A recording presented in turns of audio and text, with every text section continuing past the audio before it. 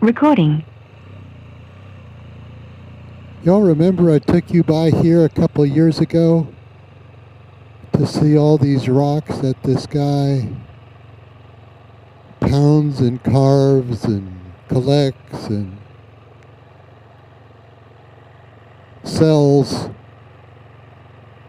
sandblasts.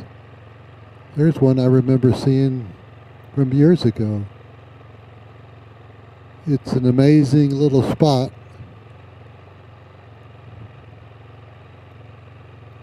And I think he also imports some of these rocks from around the world.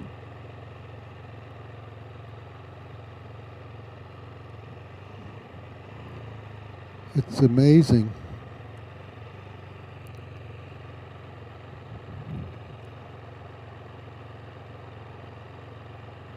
Hope you can catch some of this. Back in the distance, there's some split rocks. Look at that. Rock is split and one is put in between like a sandwich. I'm going to ride up this street. There's not all that much traffic here in Coupland, Texas, but I wanted to share these rocks with you. The rocks are natural, but the rock carving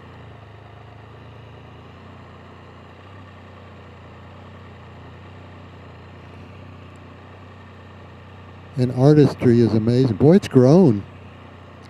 It didn't used to be this big, but it's pretty cool.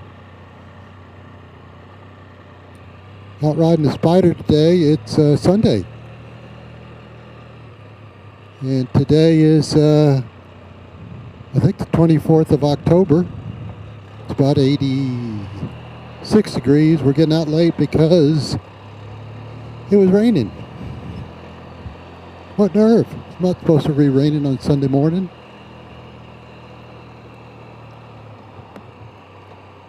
So I know the Spyder needed to get some exercise.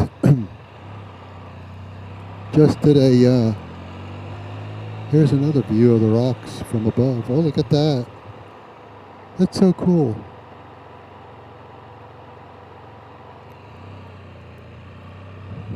Just did some maintenance on this thing.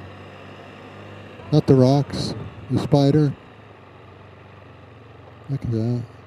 Look at all these rocks.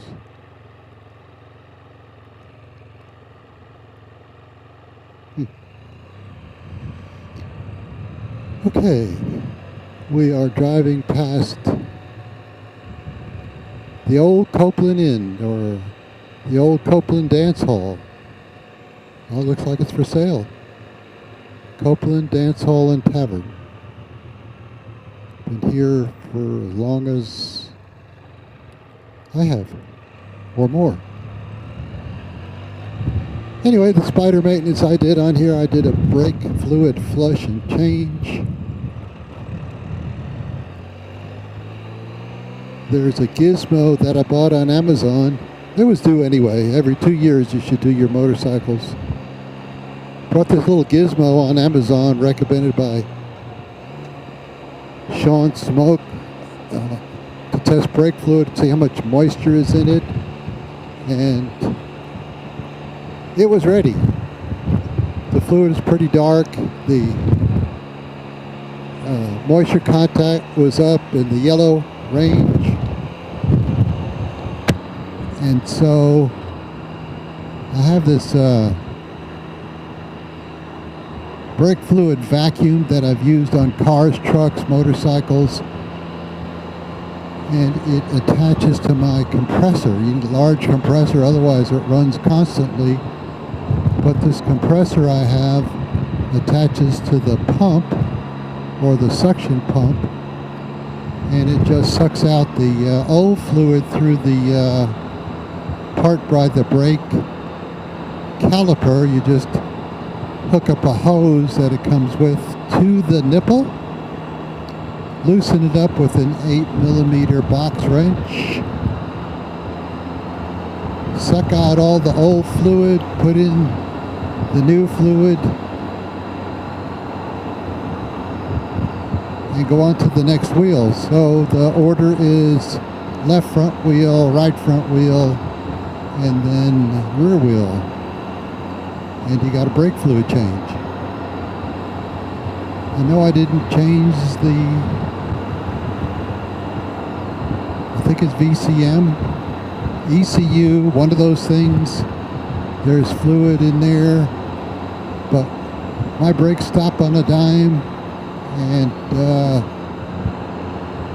I got a nice solid feel pedal, so I'm good to go. Never had any issues with this Mighty Vac suction vac, and so I thought I'd share that with you. Let me know if you have any questions on it, and we could talk about it. In the meantime, quick ride today. Gonna ride some old roads that I haven't been on for a while and give this old Spyder some exercise. We're gonna hit in 10 more miles 25,000, which is a good run for the Spyder. It's been very reliable. Didn't need anything mechanical up until now.